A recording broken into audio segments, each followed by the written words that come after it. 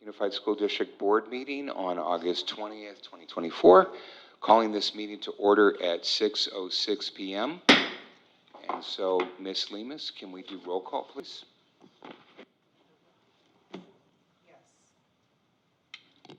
Yes. Student Board Member Lee, absent. Board Member Thomas. Board Member Nguyen. Here. Board Member Plancarte. Here. Vice President Jones. Here. President Hill. Here. Great, thank you. Okay, moving on to item 1.2, meeting practices and information. So members of the public may observe the meeting via NUSD YouTube channel, live transmission on Comcast 26, or in person at the NUSD boardroom. Regarding public comment, the public will have the opportunity to address the Board of Education regarding non-agendized matters and agendized items with a live audio-only comment via Zoom with advance notice requested by email at publiccomment@newarkunified.org, a written comment by submitting a speaking card via email at public comment, or with live in-person comments. Okay, and so with that, moving on to item 1.3, public comment on closed sessions. So do we have any public comment on closed sessions? We do not have any public comment on closed session. Okay, great, thank you. All right, so we will be recessing to closed session, and in closed session, we will be covering two items. Item 2.1, conference with legal counsel, anticipated litigation, significant exposure to litigation pursuant to Government Code 54956.9, subdivision D2, 5 cases. And then 2.2, conference with labor negotiators, Government Code 54957.6, subdivision A, employee organizations, CSEA and NTA. And we will now recess to closed session.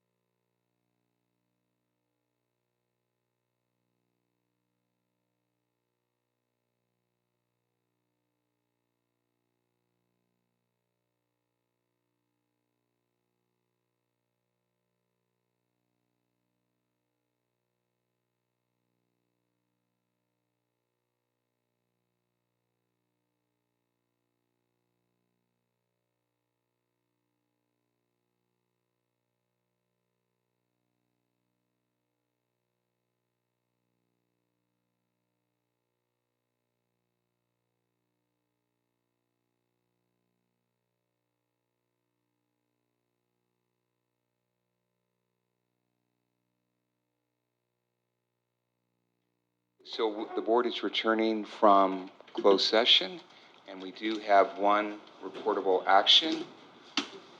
So in closed session, the board approved, um, I'm sorry, I can't even read my own writing.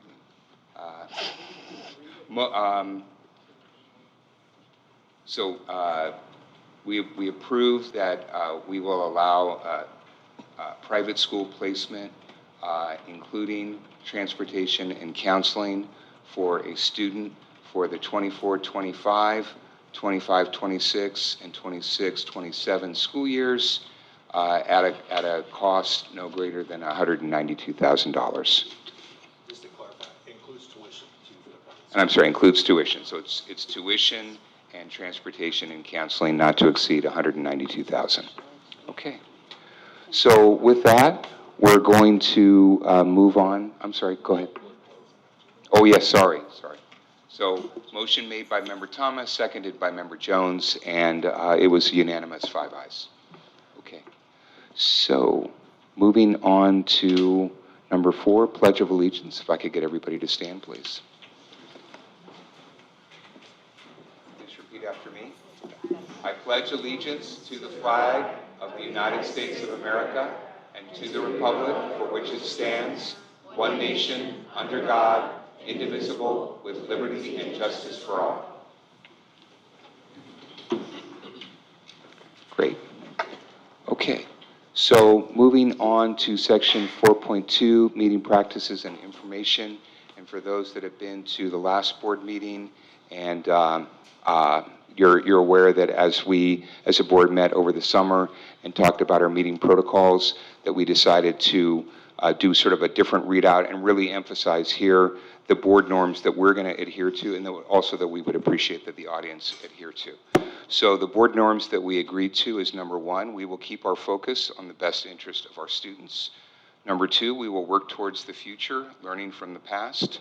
Number 3, we will stay focused on our goals and avoid getting sidetracked. Number 4, we will build upon the ideas of others and look for common ground. We will paraphrase for understanding. Number 5, when we have a difference of opinion, we will debate the facts of the situation and avoid personalities.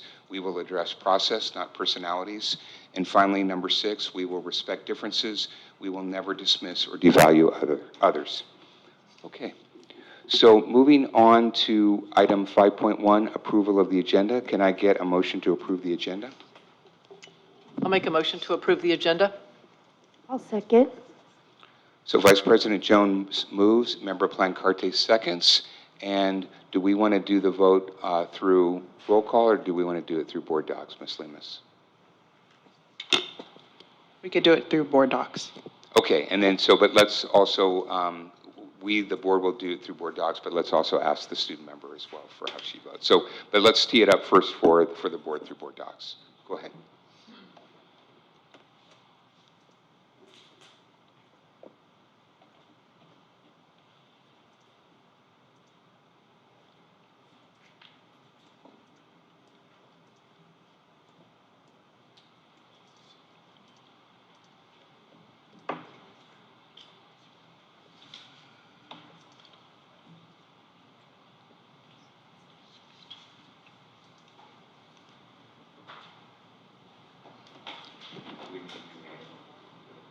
I opened the online voting. You're welcome. If we get the food student members vote? Yeah. For my vote, can I always say it out loud? Yeah. Okay. Because it's a preferential vote, so. Yes. Yeah. Student Board Member Lee, how do you vote? Yes. Okay. And then what were the rest of the votes? So, Board Member Thomas, yay. President Hill, yay. Member Nguyen, yay. Vice President Jones, yay. Board Member Plancarte, yay. Great, thank you. Okay, moving on to 6.1, student report, student member Lee. Yes. Okay. Good evening, Board, Executive Cabinet, and community. The end of August is already near, and football season is almost here. In the next 2 weeks of August, our ASB will be holding club meetings for our club presidents and presidents and those who want to create new clubs. And our club rush will be on August 30th during our lunchtime, which is, I have it right here, 12:56 to 1:26. Where our Newark Memorial students will be able to walk around to check out and sign up for the 60 unique clubs our school offers. Homecoming is right around the corner. The homecoming ticket theme this year is Be Our Guest. This event is open to all Newark Memorial High School students, and tickets are currently on sale. So this is the end of our announcements. I'll be moving on to our recaps. With the first busy weeks of August, our ASB hosted our back-to-school assembly where our school expressed school pride and welcomed in our new freshman class. Then on Friday, the week after, during lunch, our Link Crew organized our 9th grade picnic, where 9th graders had the chance to meet with their Link Crew leaders and fill them in about their first couple of weeks at Newark Memorial. Last Saturday, our athletics department hosted our Newark Memorial High School's annual athletic conference, Champions of Character, where all our school athletes were invited. The conference held discussions about how to be a champion on our campus and setting the expectation. Alumni also came to talk about our Cougar culture and the history of our Newark Memorial athletics. Afterwards, there was a delicious barbecue, which everyone was able to enjoy. I also wanted to mention our on-campus student store. This year, it's become a dream for our ASB officers to open it. It hasn't been able to be open since approximately 12 years ago, apparently. And so our ASB account currently doesn't have enough funds to get it started.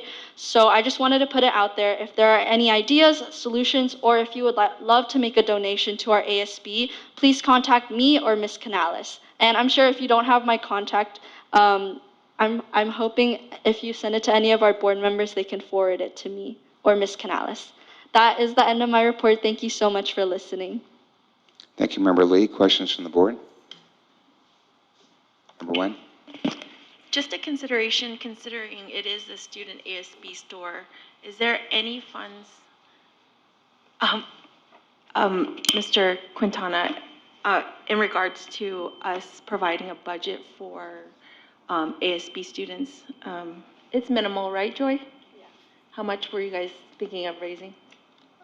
We don't know the exact cost, but definitely not over 1,000. So like very minimal. So is there any way in our budget possible to be able to set aside some funds for our ASB students to organize a store, because all that funding will come back to them? So just putting it out there. So you're going to ask him this on his first day? Yes, of course. Why wait, right? So, I don't know if this is on. There you go. So I would need to get with the site administrator and look at some of their fundings that they might have that perhaps we can look a little bit closely and see, once again, if it's operating, who's operating it, is, get a look at not only the store, but who's running it and who's, being paid for that time, or is it volunteered? So it's a dialogue I need to have with the administrator for that. But thank you for bringing this up. I think it's very important to have that school spirit and that school swag. So thank you for the question. I'll follow up on that. Thank you.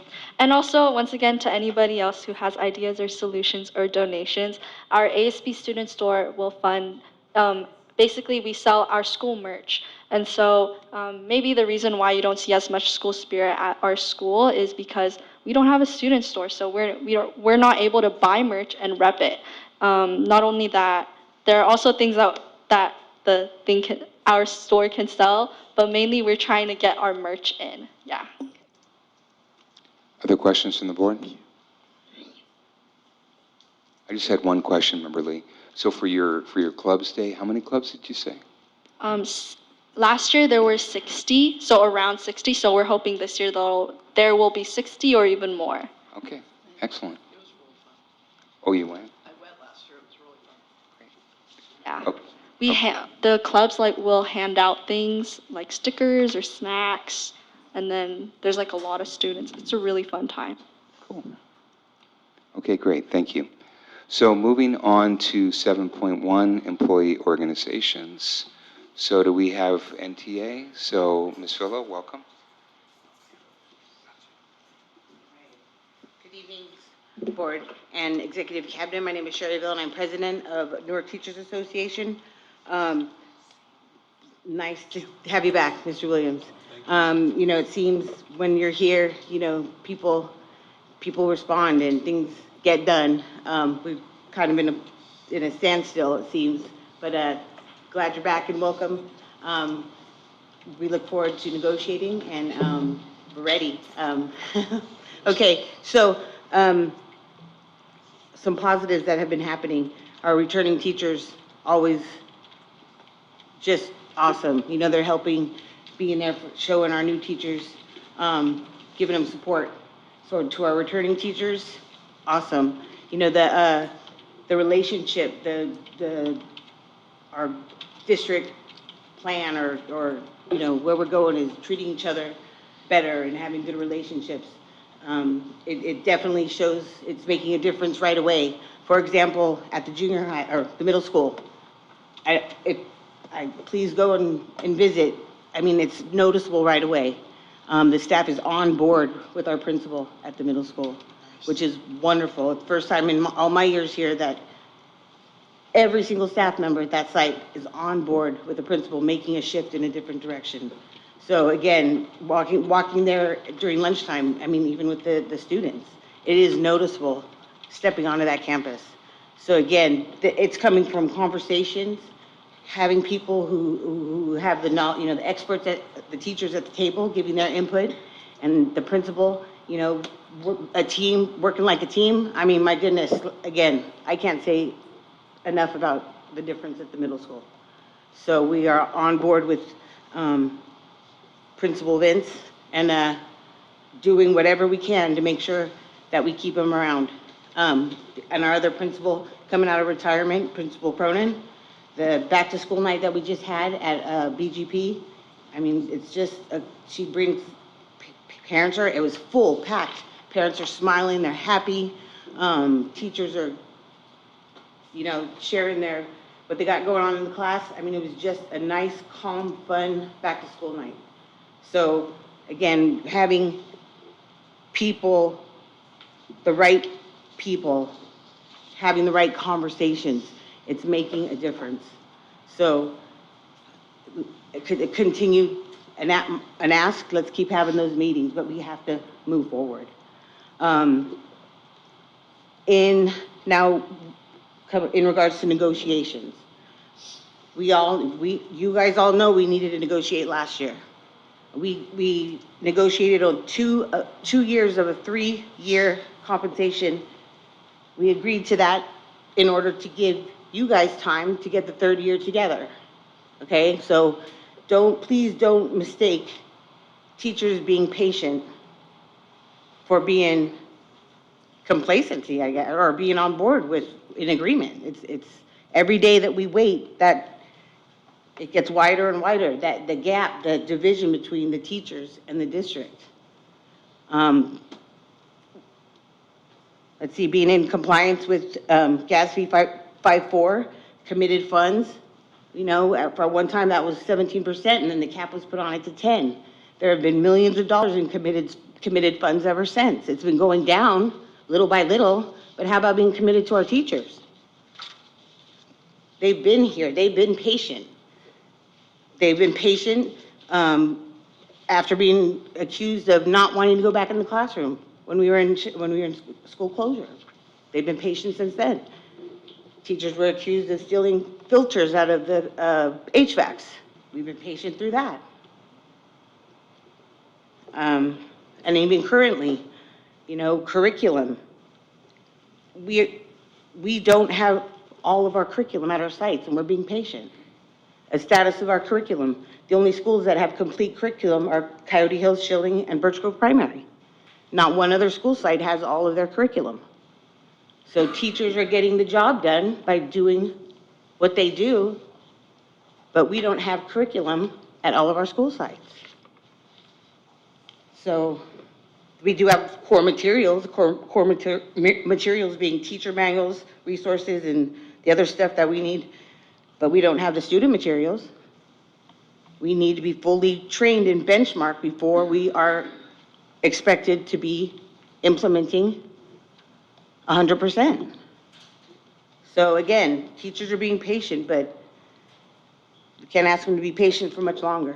We have to start negotiating for the third year, because then after that, we have to negotiate for the next contract. So back to back. Thank you for being here. It's a good feeling that you're here, because I know that hopefully we can move forward. And again, Mr. Williams, thank you. All right, that's all I got. Thank you. Thank you, Ms. Fova. Do we have anyone from CSEA? Okay, Ms. Hoffer. Good evening, guys. It's been a long day, right? All right, so as you guys know, it's been a few weeks since I attended a board meeting, but I just wanted to say that CACA is still moving along and we're still busy. And I just know that I'm a few weeks late on this, but I wanted to welcome back classified staff, teachers, and students.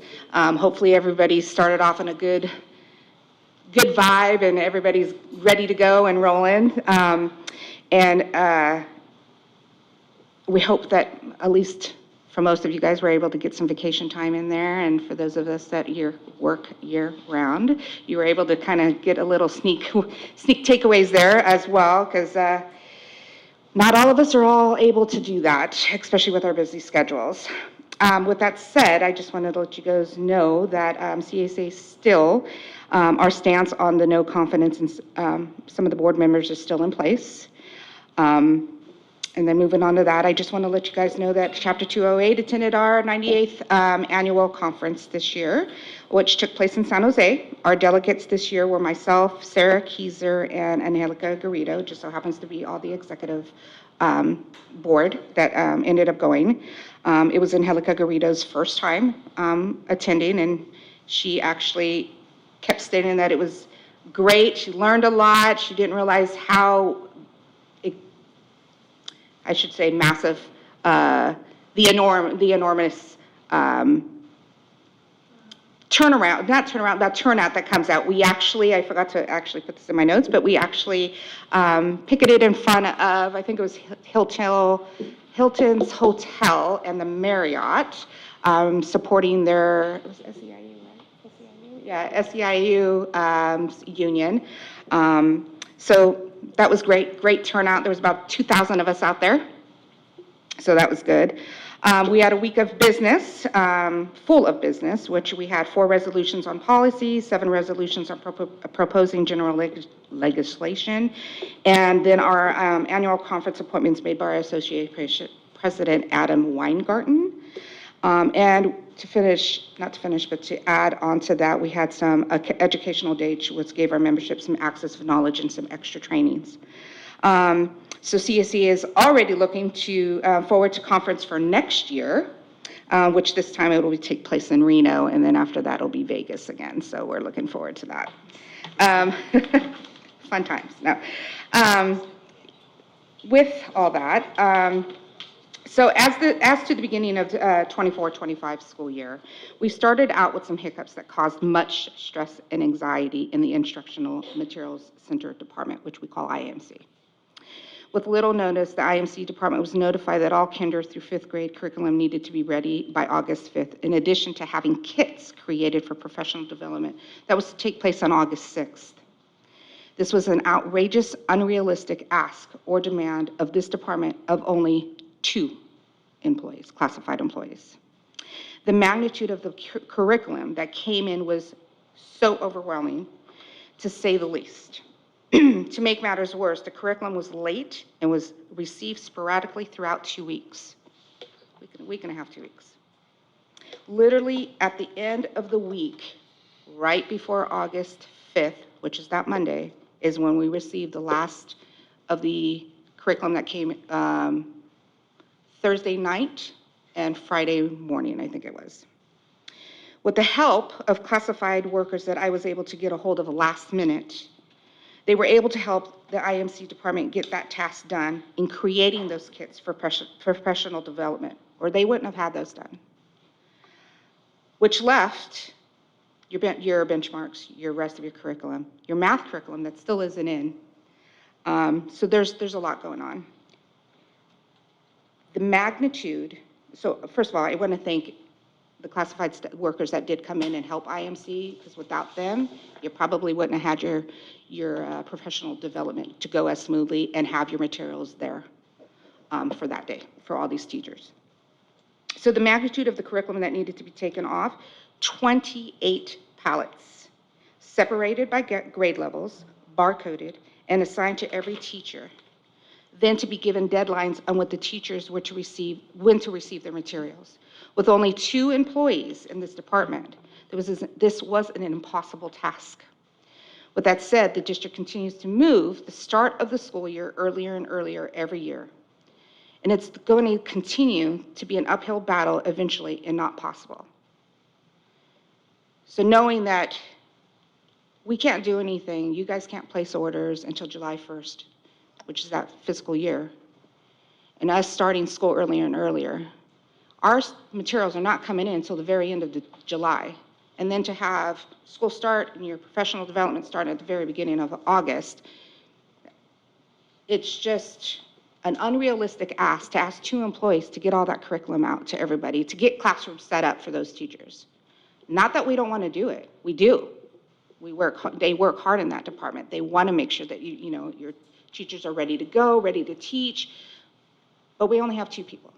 And so when we keep moving that year, earlier and earlier, it kind of gives us almost no time to get all that ready to go. So curriculum cannot be ordered until July 1st of the fiscal year, which means that every other school district will be ordering at the same time and not receiving materials until the end of July, if we're lucky. So we were lucky that we ended up getting the rest of the curriculum in on that Friday, which was the 2nd of August, to be ready to go and shipped, dropped off on August 5th, August 6th, latest in the morning, and for teachers to pick up, because you had teachers picking up curriculum on kits on August 5th. We cannot keep asking the impossible of our classified staff to get these completed with little and no turnaround time. So we need to look at that. So when next time we look at calendars, we need to be looking at that. We really need to think, what's it going to affect? Professional development, that's great. You guys can always do professional development, but having it where you needed the kits created sent red flags everywhere, because it got to the point where I had to reach out to Karen and literally which is priority. And so we decided kits were the priority for the professional development. We'll work on curriculum. With that said, our IMC department has not stopped. They are working long hours, weekends, to get this curriculum out to everybody. And so we ask that everybody be patient with us, because there's only 2 people in there. And so some curriculum has been delivered. There has been some teachers that have gotten their stuff. We have some deadlines that were assigned to the IMC department, and we're trying to work those out and trying to get everything. CSEA would like to remind the district that the administration that when it comes to unfilled vacancies, this work is still ending up on our classified workers' desks. However, classified staff have and continue to help in emergencies. However, this seems to be happening more and more every year. So we have vacancies. Either they're not being filled, or they're just sitting there for whatever reason, not for whatever reason, for budget concerns. That work is going somewhere. It's not getting done, miraculously. It's being put on our table, on our desks. So if the district needs this work to be completed, the vacant positions should be filled.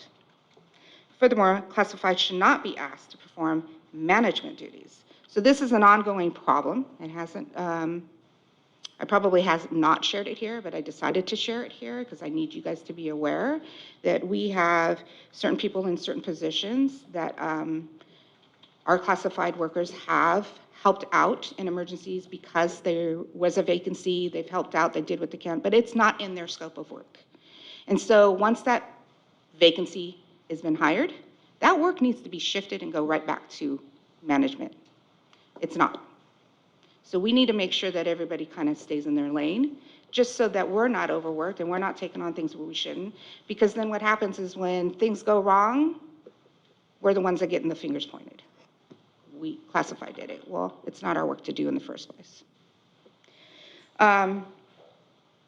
If there's a vacancy in management position, our classified staff is more than happy to help, but it's not an ongoing long-term basis. With all that, classified staff are the missing piece of this puzzle, which is the glue that holds this district together. So without us, think about it, without us, I know your teachers teach your kids, and that's very important, and we understand that. But without the classified staff, can't run your schools. So think about us. Thanks.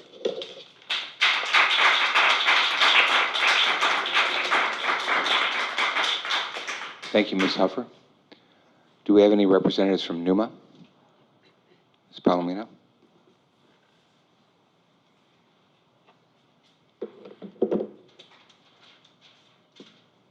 Good evening, President Hill, Board of Trustees, and Executive Cabinet members. My name is Christy Palomino, Principal of Coyote Hills and President of NUMA.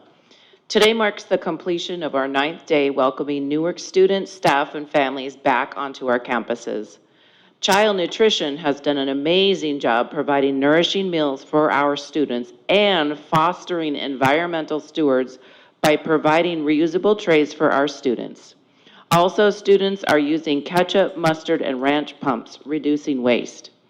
Students are also using wooden utensils, which can go into the compostable green bins, again, thereby reducing waste. Teachers and staff are continuing to receive curriculum and will participate in a PD on Friday, August 23rd. All members will participate according to their grade level or specialty. I have heard reports from across the sites from staff, students, and families that school openings this year have been much smoother this year, full of joy, love, and laughter. Our students are happy to be on campus and are learning in our Newark schools.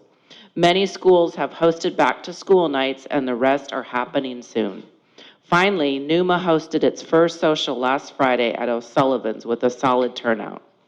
On behalf of NUMA, we will continue to work in collaboration to support all of our NUSD students. Thank you. Thank you. Thank you, Ms. Palomino. Okay, so moving on to public comment on non-agenda items. So first up is Jonathan Leader.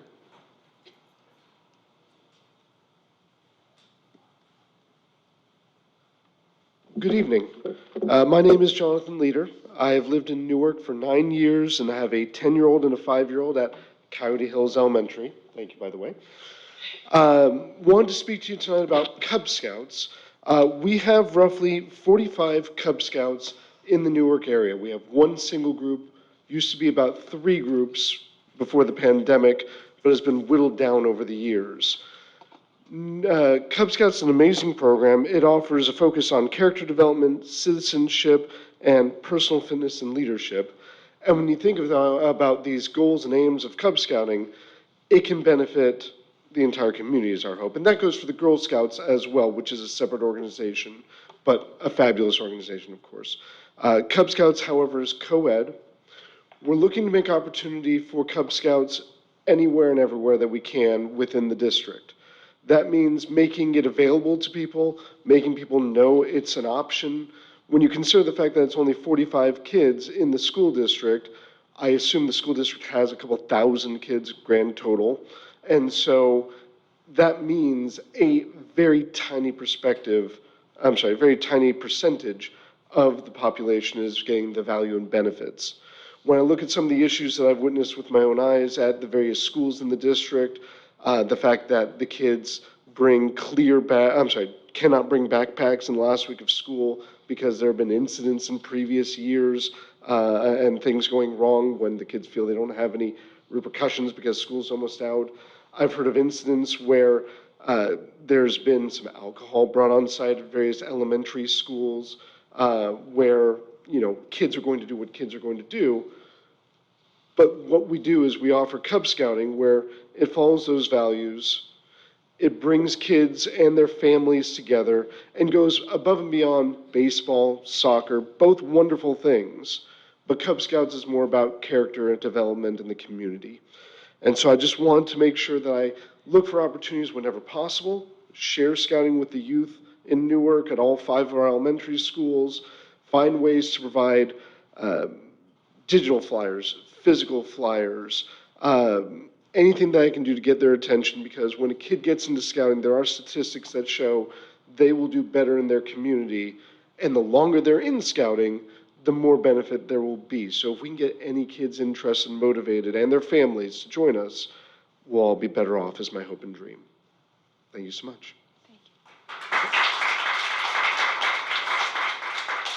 Thank you. Thank you, Mr. Leader. Okay, so moving on to Ms. Nicole Izon.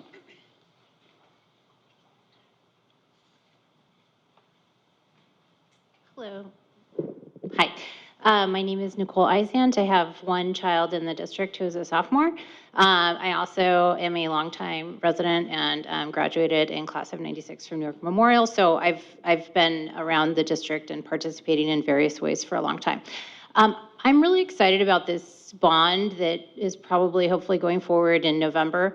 One of the things I wanted to do was plant a seed for all of you in either staff or on the board, and whoever gets elected in November, is modernization to the restrooms, and I don't know if I read it, but also to changing rooms at maybe the high school and I don't know, at the middle school as well.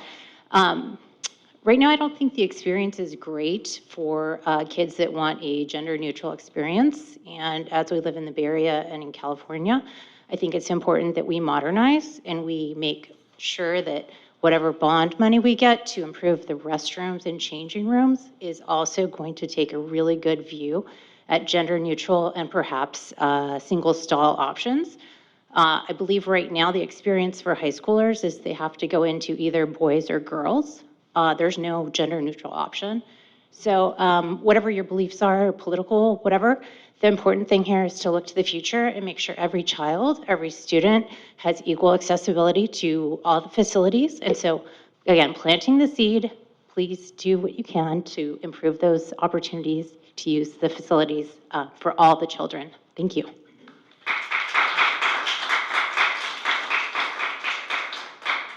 Thank you, Ms. Izant. Okay, so moving on to Andrew Patrick.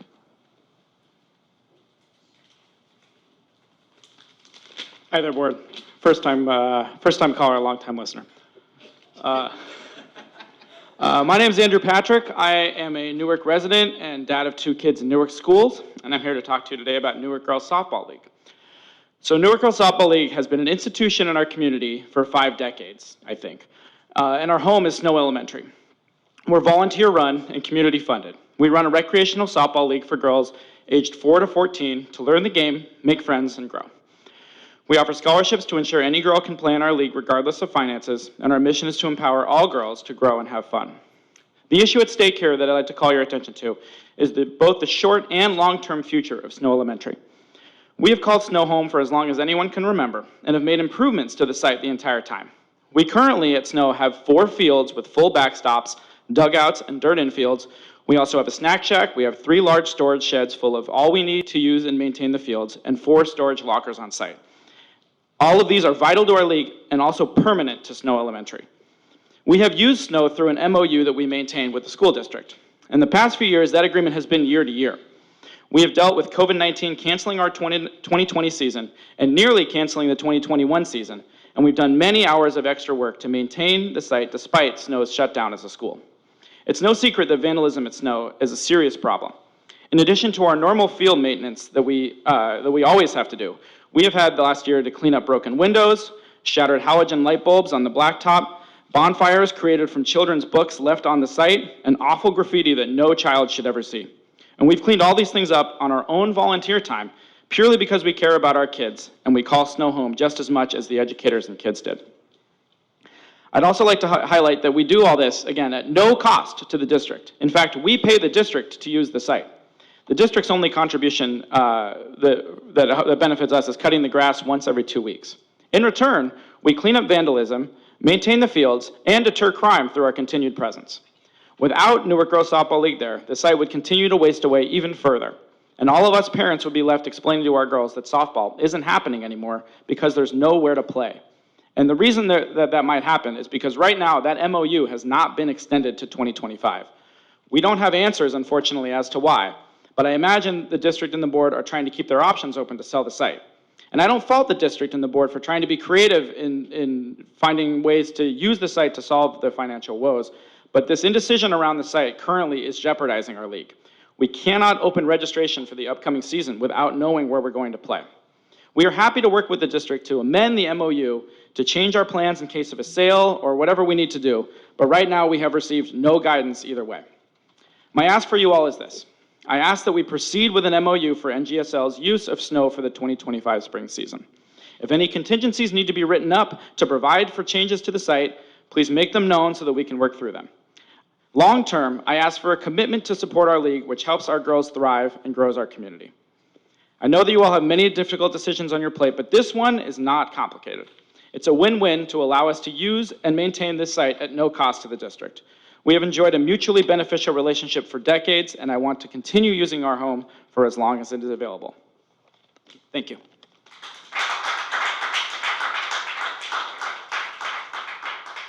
Thank you, Mr. Patrick. Mr. Newt.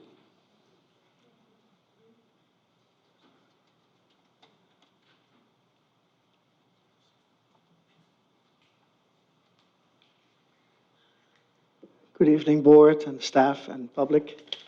It's been a while that I've done this, so I'm extremely nervous. No, not really. But I have a little note so I know what I'm going to talk about because, I'm getting a little bit older, so, Okay, so, Newark Unified is a public institution, and we always have to realize that it's owned by the public. And it should be accountable to the public. So what can the public do? Well, we have this thing called the First Amendment. And unlike what a lot of people think, it's not just freedom of speech, but it's also the freedom to express your concerns to the government. I use a little bit of a different language than the original language. And that goes for everybody. Whether you live in a multi-million-dollar home in the new areas or you live in a modest rental place in a less affluent neighborhood, everybody can talk to the board, talk to board members, talk to the district, and talk to the schools. So, I urge everybody to communicate with the district. Remember, the people own this place. Now, I do recommend to do that in a respectful way. In the last month, have seen a lot of stuff that I personally disagree with. Now, let me make clear that, there's no law against, doing personal attacks and things like that. Freedom of speech is pretty much unqualified. But I would recommend to be respectful. And that means no yelling or personal attacks or making insinuations about people's medical status and things like that. I personally think that is inappropriate. I feel like, when you stand here, can your children or your grandchildren be proud of you, what you do, how you behave, how you act, how you lead by example. Now let's go on to the board. The board represents the community and should not be a rubber stamper for the district. I noticed in the last few months that there has been a lot of disagreement, and the same goes here. We need respect. I expect a board to be an example, and the public bickering is just not right. The the strongest you can say to your fellow board member when you hear some board member saying something that you disagree with, you can say, I disagree 100% with my fellow board member left or right of me. That's it. No drama, no emotions. You know, we want to reason here. So be an example. Now, when it comes to important issues, we have to make sure we do proper decision-making. When we talk about something like DLI or a bond or selling a school or closing a school, make sure you have a process. Make sure you do a public hearing. Sometimes it's not required, but it doesn't mean you can't do it.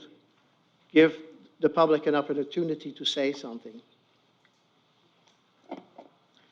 When you do plans, the website, DLI, Solar, Facilitron, make sure you get these plans in place, because if they don't work, who's going to suffer? It's the students. Thank you very much. Thank you, Mr. Newt. Okay, so we're finished with 8.1, public comment on non-agenda items. And Ms. Lemus, do we have any additional speaker cards for agenda items? We do not. Okay, so we will move past 8.2, public comment on agenda items, and we will move to 9.1, superintendent report. And then Mr. Williams, I don't know if you're going to provide some brief comments. And by the way, just a note to the public. So when we met in our last board meeting, we had let you know that unfortunately Superintendent Vacar had contracted COVID. She was in isolation. She started to get better, but then it got worse, and that's why she's not here right now. And so we're having her cabinet represent on her behalf. Yes, thank you. Karen and I are going to split this on behalf of Superintendent Vacar. Would you like to start us off? We only have one mic. Can we do this? Yeah. Okay. The school year is off to a great start, and I want to thank our teachers, staff, and leadership team for all they have done to prepare for this school year. It is great to have our students, teachers, and staff back. I'm excited for this school year and the opportunity to partner with our families and community. Our schools are making preparations for events on their campuses, and back-to-school nights have started.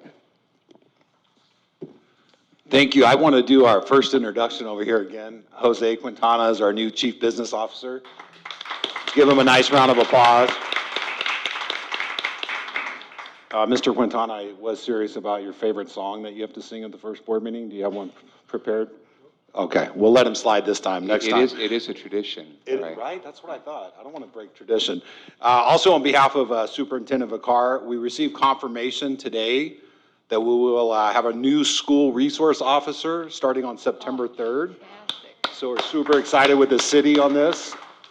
His name is Officer Brandon McEwen, who will be starting on September 3rd, 2024. We will have our RSO join us at our next school board meeting for a formal introduction to our community. Mrs. Vacar wants to extend her appreciation to the Newark Police Department, who included district staff on the hiring committee. This is the first position for special services that Newark Police has been provided to Newark Unified, and we're super excited to be able to provide a safer area and additional support within our community for our students, staff, teachers, and all employees. So that's a very exciting time to have an SRO back. It's been long awaited. So great work, Mrs. Vacar, and the city as well. Thank you.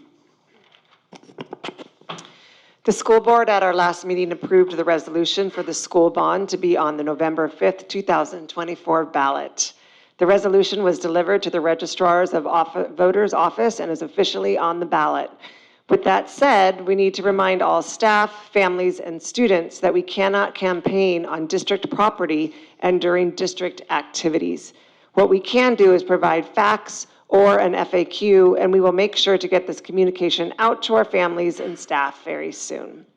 Interim Superintendent Vacar wanted me to express that she is sorry that she could not be here in person tonight due to being ill.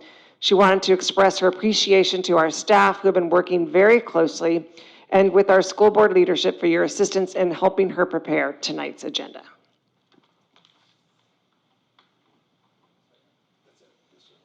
Excellent job. Okay, so moving on to 10.1 ESSER Technology Spending Plan. And so, come on up.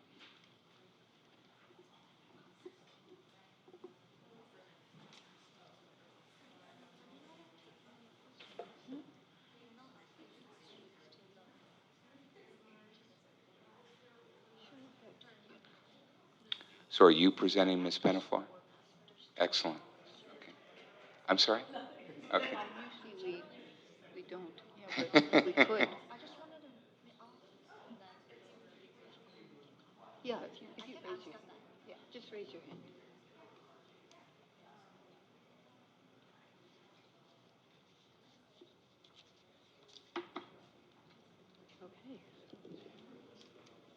Here we go.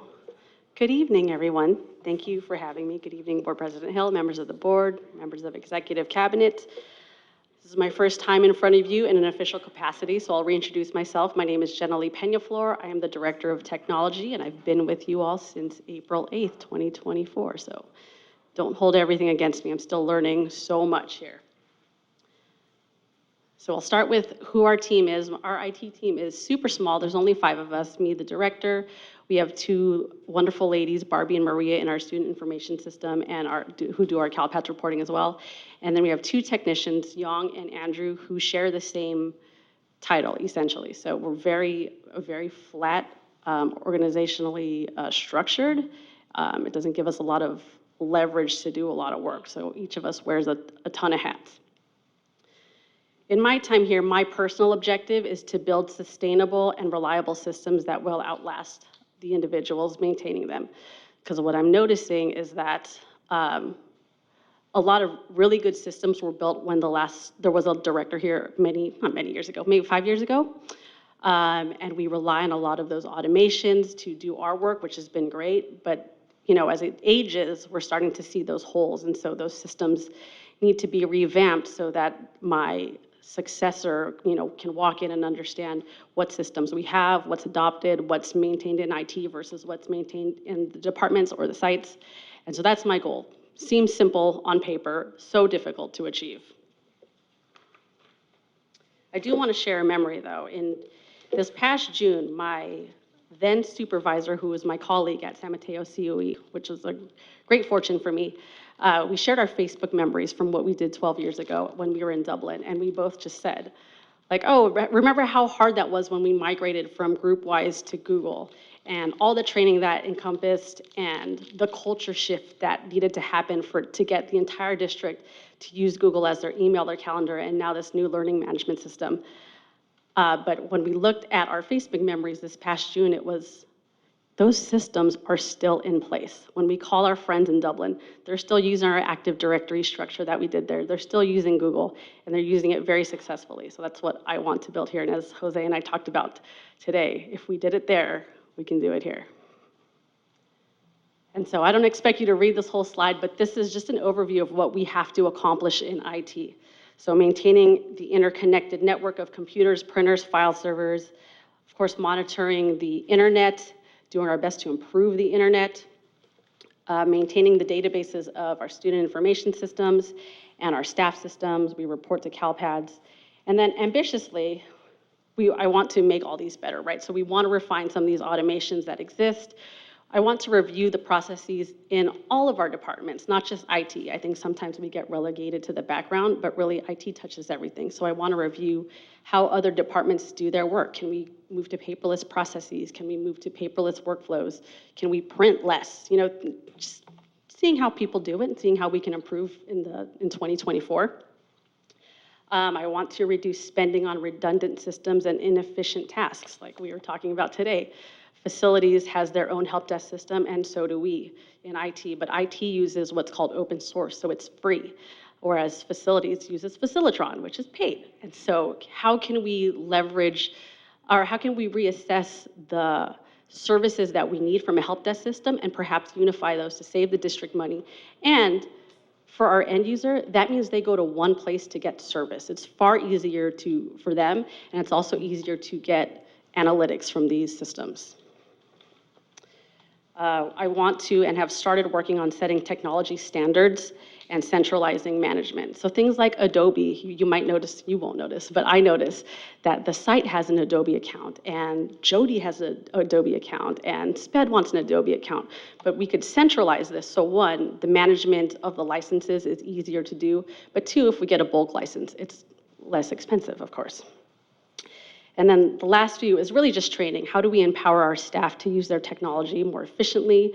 Can we raise their technical acumen so that they're more comfortable with it, so that they take care of our systems more securely?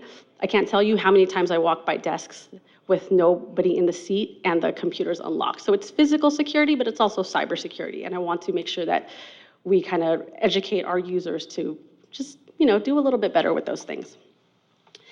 I'm working to improve our IT delivery, meaning that our technicians will be more visible at sites. I'm trying to grow our experts in our student information system and CalPad so that they can train our office managers and our principals better.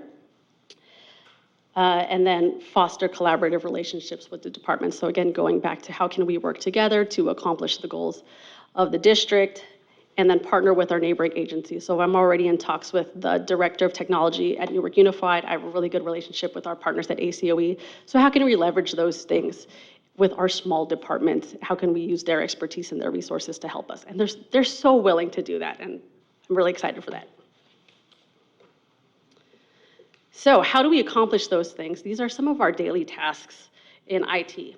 So in Clever, if Clever is our rostering system for our instructional software. And so basically that system takes data from our student information system, so student names, sections, teachers, and it pulls it into Clever so that our teachers can access their instructional software there. So in addition to those 45 plus, we in IT have 30 plus systems that we manage just for operations. So if you've not seen Clever, this is just one page of Clever from my perspective. Scroll a couple times, and that's all of our instructional software that we have to make sure teachers are in there correctly and they're getting the right classes, their students are in there correctly. It's a lot of work. And normally this work is done by a systems admin or a systems manager. We don't have that, so that falls on the 3 technical people in my department. This is just a short snippet of my IT specific services. So things like Hello ID, which manages our student account creation. We've got Aruba, which is our access point configurations. The phones, our website, E-rate, like all these things fall under IT. On top of course, our primary suite of operations, so Google Workspace, Parent Square, our primary means of communication to our families, and then the suite of Frontline. So Escape is our ERP system. We use Frontline for absence management, and then Frontline for onboarding.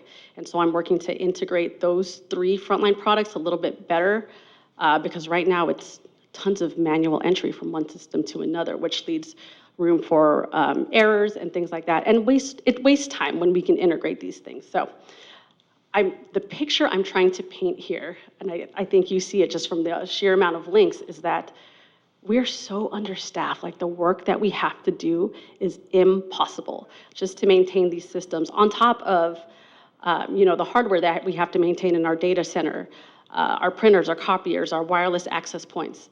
And then of course, every computer, every TV, projector, for every user, library, lab, cart, the boardroom. Like we have to maintain all this while being systems admins to all these systems, while people, our students can't get in and our teachers can't get in. And so it's a ton of pressure. It's a ton of pressure, and we cannot do it in a timely way.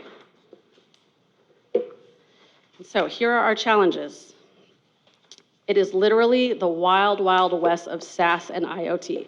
And so SaaS stands for Software as a Service, and IoT is Internet of Things. So Benchmark, for example, our curriculum, that's an example of software as a service. But there's also other things like Disney Plus and whatever website that teachers want to go to, right? Like we have to try to rein these things in because they pose security risks, and same with the IoT. So things like printers, Alexa, Chromecast, these things shouldn't be on our network because they pose security risks. And so there have been no real written policies around these things, so it's really our responsibility to try to rein these in and to be the bad guy essentially and say, you can't do that. But it's hard to say you can't do that if there's no policy to back that up. So that's one of our challenges. Another challenge is that there are sometimes unclear or ambiguous responsibilities by role, and I think our CSE and our NTA representatives touched on that a little bit, but things like is it the office manager or is it a counselor? Is that an IT function or is that an ed services function? And when there is all this ambiguity, it breeds resentment, it breeds a lot of finger pointing, and again, it's this pressure again, because if we go down to the bottom, everything is technology. People want to just scapegoat technology all the time. Another challenge, old end-of-life devices are out there. And so we've identified that there are a lot of end-of-life Chromebooks, meaning that they will only update to a certain operating system. And once you get to that and you can't update, there are certain programs, state testing is the biggest one, that will not run on that. And so our staff, my staff, has communicated that, yes, we'll let you use these for day-to-day things, but when it comes to testing, we have to shift carts around or, make sure that the testing classroom has the Chromebook that will work with that system. So it's a major challenge, and it's funding and it's staffing that's leading to that. The last three, so technology involvement as an afterthought. This happens in every district where, like, let's say maintenance, for example, maintenance will do a project. It doesn't seem like it has tech, they don't involve tech, and at the end, oh, well, we want that to be on the internet. And so all the work has been done, the product has been sourced without us in mind, and then we can't support it. And again, finger pointing. Their technology is the one who is the barrier. Another example is the press box at the high school. That doesn't have internet right now. Right now, we're using a mesh point-to-point because it's too far for us to actually run cable. But because we're improving the field, it would have been a great opportunity to involve us early on, so we could have trenched for that. So it's important to involve technology and all your, department heads so that we get a holistic view of what a project really is and just plan a little bit better, because it's the pressure on me and on my team. And then again, severely understaffed. You've got 5 people servicing 5,000-ish students, 300-ish staff, thousands and thousands of devices and TVs. It's impossible. But let's talk about recent wins. Okay, so I'm not going to take all the credit for this because I'm new, and so I was basically told, hey, these are the things that need to happen, and I made it happen. But we cut expenses for AT&T by $7,000 because we had some redundant circuits at our old sites when we moved on to this new on-demand circuit, so we were able to cut that. That $7,000 is a monthly savings that we did, I think, a month or 2 ago. And then we looked at our Zoom use and cut that by $12,500 a year. We're down to 1 license where we had 250 at about, well, it was $12,500 a year because we had a 250 lot. So we saved that money. We're currently assessing our T-Mobile bill because it was a pandemic era purchase, and we believe that most of those students have probably left, but it's taken some time for us to get a hold of our account manager, but that'll be a $900 a month savings. When we did our big e-waste push this summer, most of our trash went to our local recycler, but we took the Chromebooks out, we sent them to Trafera for buyback, and we got $10,045 back. That money we will be able to use that money for up to 25% per purchase. So I just did principal computers, that'll be applied to that, and we'll talk about a few more projects at the end of this. All of our garbage outside that you've seen for the last couple months, that is our old switches, our wireless access points, phones, and tablets. That's all heading for buyback too, so it won't be there for very long. We just needed to get through first day of school, and now we can pay attention to that. And then, of course, we've got our 200 new teacher devices, kicking off a refresh cycle for all devices. My plan for that is to work with different departments by subject matter or by function to determine what their needs are for a device. I don't think we should just blanket everyone with the same thing if the needs are different. So we're working on that. And then we increased our internet speed from 2 gigs to 4. So we've done a lot this summer. Now, our current projects. So most of these are in progress or we're planning. So the first one is our guest network portal. So very similar to like a Starbucks or a hotel, instead of plastering passwords to an open network around our sites, We're putting in this portal where you would enter in your email address, you'll get a password sent to you, and that's how we can authenticate who's on our network. We had hoped to have this going already, but we found some glitches, so it's off right now while we're working through it, but that should be coming in the next month or so. We are currently doing a network audit and upgrade, so we're updating our essential servers, all of our domain controllers, we're setting up our backup servers, and so we're doing all that in the background. We are remediating some cabling issues at our site. We had our vendor Decotech come out yesterday to the middle school, the high school, Schilling, Kennedy, and BGI because we had some cabling issues for new classes that didn't have phones or didn't have access points. Some areas that had poor Wi-Fi, we were assessing if it was just a configuration issue or if they needed new data drops. And then we did have some classrooms that had their IDFs in the ceiling. So sometimes you'll notice, right? Like in classrooms, you see a closet or a cabinet hanging. For some reason, these were in the ceiling. And so we're gonna remediate those. It's a problem because it's hard for us to access, one, but two, it doesn't have environmental control. So if it gets super hot up there, there goes our equipment. And so we are also working on a UPS upgrade. Our UPS is our universal power supply that goes into our server rooms on our racks so that in case the power goes out, it's basically a battery that powers up these devices so that we can do a graceful shutdown. That is in the works here. And then I'm going to talk to you about our server upgrade a little bit more and our high school device refresh that I want to use our ESSER funds with. I'm sorry this is so small, but so our server refresh proposal, I just took a screenshot. Our server refresh proposal is not anything new. We have the same product right now. It's the Dell VxRail, but it is up for renewal. So my proposal is that we actually get new devices versus renewing, and I'll get into why. But essentially, we have 4 of these VxRails now. Their newer product is going to be more dense, so we're going to go down to 3, but we're going to actually get more cores with that. It's faster, it's more secure, all that good stuff. And then the same with the storage. So our storage and the VxRail go together. Again, sorry, this is so small. I just took a screenshot of their presentation, but I'll go through it.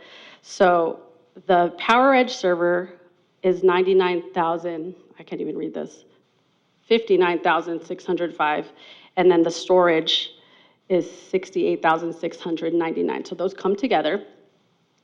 The reason that this is coming up is because if we were to do just the VMware renewal, which is the software that runs our virtual servers on that VxRail, that alone, turn the page. That alone is $71,400 because VMware is changing the way that they're doing their pricing. So right now, the license we have is perpetual, but because they're changing their pricing, they're charging us by core. And so right now we have 80 cores, and so that total renewal for that is $71,400. On top of that, we would have to renew our service contract with Dell. That dollar amount is $99,691. So the total renewal, if we kept our current equipment and just renewed, is $171,091. If we go with the new equipment, faster, slimmer, more secure, the renewal on the bottom rectangle there, the renewal for that license, because actually it wouldn't be a renewal, they would treat us like new customers at that point, is only $10,020 versus the $71,000, bringing our total investment in that green box to $136,788. So it's a significant savings for us to just get new equipment with a new service contract and a new license versus renewing what we have right now. That is up for renewal in November. So I will put forth a formal proposal packet for you all to review before the next board meeting where I will seek approval for these 2 projects. But I wanted to put it before you today so you kind of knew where I was going with this. And then the second project is a high school student device refresh. And so Mike Murray, the principal at the high school, came to me over the summer and said that they had last year refreshed their student devices to about 85% and wanted to work together to see how we could get the last 15% of those computers at their school. And so we have a couple of options. When we look at the numbers of what we've purchased over the last couple years, the high school, I didn't see any unless they had purchased them from a different vendor, but we had 1,845 Chromebooks that we did district-wide last year. In 2021, we did 1,100 Chromebooks, and then the high school had some for their Star Lab in 2021. So we're using the number 300 to do our estimates for how much they need to get to 100%. And we've got three options. So the first one is a straight Chromebook purchase of 300. These would be enough to get the high school to reach that 100% refresh rate and then probably have some left over to service some of our other sites. The middle school, Schilling, Crossroads, and Bridgepoint have been hitting us up one by one. Like teachers are coming to us saying, I need 15, I need 7, I need whatever to fill up our Chromebook carts. And my messaging to all of them has been, please communicate that to your principal, and then we can gather all of those needs together, because it's like we can't service those requests first come, first serve, or one by one, because it's just not equitable. So that's kind of what I want to do. Plus, we also are receiving Chromebooks from our teachers because we did the 200 refresh. So I want to get a holistic picture of what the needs are at the district, and then decide how we can best use those resources that we have. The second option is a whole project, but it's going to be Windows PCs for freshmen. And so the idea was brought that the high school just should have more robust devices. And so if we go this route, the freshmen would own the device for 4 years at Newark Memorial. They'd get it freshman year, they'd take it all the way to senior year, they'd be responsible for it. We would rely on Newark Memorial staff to help us with asset management, with warranty service, and if we chose to do a insurance program, they would administer that at the high school. We have the option to lease or buy. Of course, I kind of like the lease option because we can get rid of them at the end. I don't know if you saw our e-waste, but our e-waste was a beast over the summer, and I don't ever want to do that again.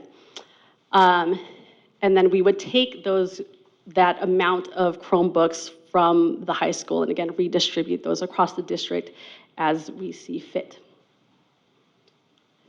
I will say that if we go with this option, I don't think we can do this with this current ESSER fund, but I am just throwing it out there as something that can happen. But it'll require so much partnership, because I don't want to put PCs out there without having curriculum that is made specifically for the PC. And Microsoft 365 at that, because if we're giving out PCs and all they're doing is using the Chrome browser, then it doesn't make any sense to have a fancy device doing the same thing a Chromebook can do. Plus, it would put a ton of added responsibilities on my team, because we'd have to set up servers for them, backup servers, more security policies, more student policies if they're going to be on the network. So it's a cool option, but it would take a ton of planning. And then the option number 3 is similar to 2, where we would give a Chromebook to the freshmen and they would take it all the way to senior year. So what that looks like right now, so see, these are some of the quotes that we've gotten. Trafera is the vendor that we did our buyback with, so if we can use them and use that credit, I'm more than happy to do it. The cheapest option that we have so far is $120,000 for a Chromebook. And then on the left is their proposal for a PC at $200,000. CDW has 2 proposals for 2 Chromebooks, $146,000 and $174,000. I have signed us up for what's called Microsoft Shape the Future, and so that'll give us discounts on Microsoft products, but that is the delay on getting a PC quote from CDW, is that we're enrolled in this new program and we're waiting for that to kick in. And so what this all breaks down to, the remaining funds in ESSER is $363,309. The server refresh project that I presented with the Dell VxRail is $136,788. At the high end of student devices, we're looking at just over 200,000, which leaves us with about 26,000 left. Given the projects that we're already working on with the cabling and the network, that 26,000 is kind of spoken for. But these funds must be obligated by September 30th, and then we have until January 28th of '25 to receive the products and to actually pay our vendors. So that's all I got for you. What questions can I answer? Thank you, Ms. Peñaflor. welcome. Questions from the board? Member Thomas? Thank you very much. That was an extremely informative description of what you've been doing and where we stand on our technology. I'm thoroughly impressed. Thank you. I hope you can get the kind of help you need, in terms of more manpower, and maybe, I'm sure you're working with staff, and I'm sure they're hearing the problem and your justification for needing more staff. Yes. I'd like to ask you about the whole asset management system we've had, where I'm on the audit committee with Member Jones, and in the past, we have had audit findings for not having a robust asset management. So I look at all these new Chromebooks and PCs and equipment, and I'm wondering, how have we been doing? Are we going to pass our next audit on how we maintain and track our equipment so it doesn't disappear? Yeah, that's a very great question. So we don't have a official asset management system for IT. So there's a little bit of asset management done in Escape based on a dollar amount, I think $500 threshold. And they're tracking that based on the dollar amount. We give them an asset tag, and that's kind of it. But there's no exit of the asset in using that system. In IT, we're tracking a little bit in our Google domain, but that is very Chromebook specific. We can track those. And then everything else is done, I hate to say it, like in a spreadsheet. I mean, that's scary. I agree. Especially with wanting to buy all this new equipment. I agree. So, Are you aware of systems yeah, absolutely.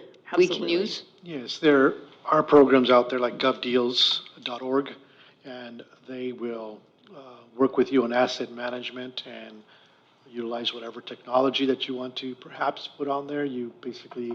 They charge you just a commission amount, but usually it's shared between the site and the district, or technology for that matter. I notice on the consent agenda, we have a resolution for surplus equipment, and there's one Chromebook on there, and I'm hearing that we have all this equipment we're putting outside that we're replacing and tearing out, and that's a lot of equipment, and yet we're being asked to approve one Chromebook. So that one Chromebook was found in the lake. And I don't think they wanted to bring it back to us, so they just took that number and they put it on there. The devices that we got rid of over the summer were on a previously approved list that you had, so they were devices that were in our storage. Okay, well, that explains it. Thank you. Yeah. And then you'll get another one because of all the stuff out here. I don't think those, I'm not sure. And this will all come back to us soon for approval? That won't come to you soon. I'm still working on getting the quotes and all that stuff, but as soon as it is all scanned out, yes, we can get that to you. Okay, thank you. But I would like to, when we look at a help desk system, there are help desk systems that have asset management tied into it. So that's kind of my hope for technology, because it makes it simpler to track the life cycle of a device through any repairs that have happened. And it's easier to say like, hey, Nancy, you have Chromebook X. We've seen it 4 times. The battery is probably bad because we've replaced it so many times. So that's kind of the system that I want to get to. And we can get there fairly quickly if we had the time to do it. So Facilitron is what you're referring to? Facilitron is, well, we don't use that, right? We use OS Ticket. I would like to move both of us to Incident IQ, but we'll talk about that. Like, I don't know the needs of the facilities department to make that decision. Okay, other questions from the board? Member Nguyen? Oh, you want to go first, Joy? Yeah. First of all, First of all, I wanted to thank you for your presentation. It was so informative, and I'm really excited for what's going to happen, all the updates that'll come to our school. I just wanted to talk about like the high school student devices that you were talking about.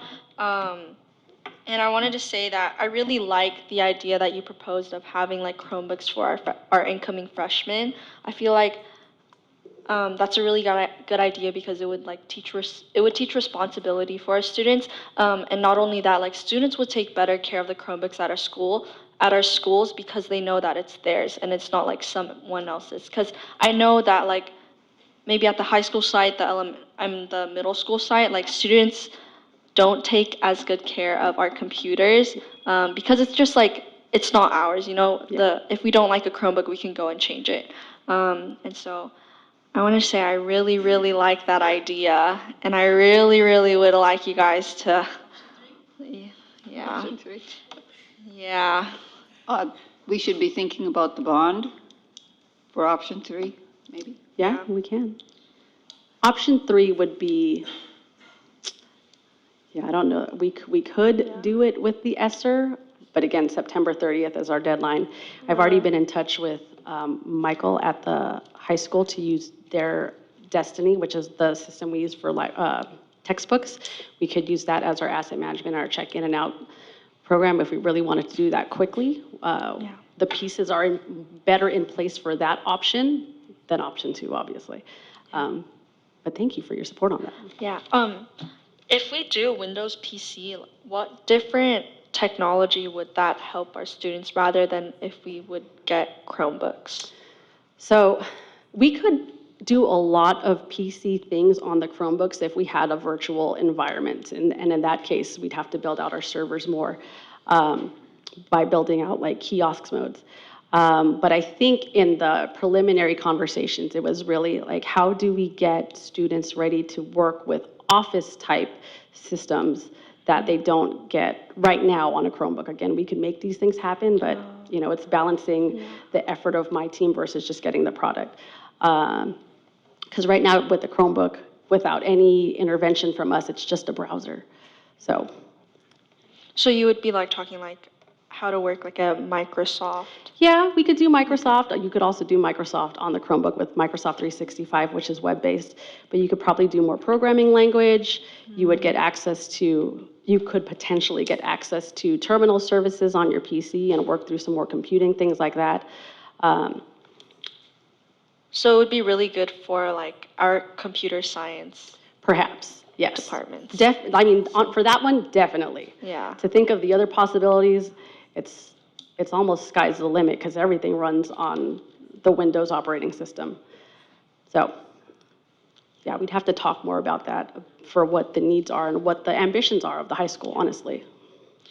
Yeah, but last thing, once again, the Chromebooks for the freshmen, I think that's a really, really great idea because, I mean, like our high school, I mean, our district is like known for like our Chromebooks always being like so bad, but maybe this is a chance to like change it up and maybe with this new difference in like culture and like how to use it and how we get our Chromebooks, like we could like potentially like we could improve, like we could have better Wi-Fi, like we could have better services. Yeah.